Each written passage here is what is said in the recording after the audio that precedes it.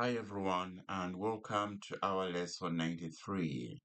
My name is Professor Robert and in today's lesson we will solve more complex word problems. Okay, now let's dive right into it. We are told that a wading pool shaped as shown below, the area of the triangle is equal to that of the rectangle. Is equal to that of the rectangle, and this is a pool. And the question is find the dimensions of the pool. That's the dimensions of our rectangular shape here. So here we have two shapes, and we are told that both their areas are the same.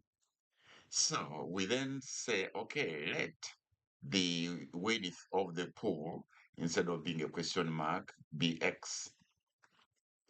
It means that the area of the wading pool would be 20 feet multiplied by x. And this, we are told, that is equal to the area of the triangle.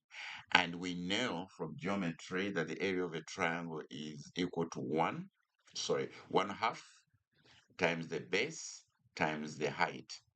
So in this case, the area of the triangle will be 1/2 multiplied by the base, which is 16 feet, and then multiplied by the height, which is 20 feet. So these two must equal. And so we would then go on to simplify our equation. This becomes 20 times x will be 20x. And this will equal to 1/2 times 16 times 20, which will be 160.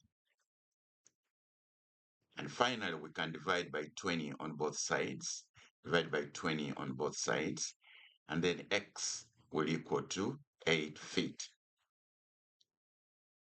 All right. So if x is equal to 8 feet, then the dimensions of the rectangular pool will be 20 feet by 8 feet. All right. Yep. That will then be our final answer.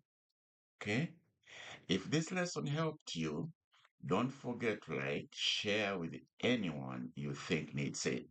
And please subscribe for more algebra made simple. And see you in the next lesson. Bye for now.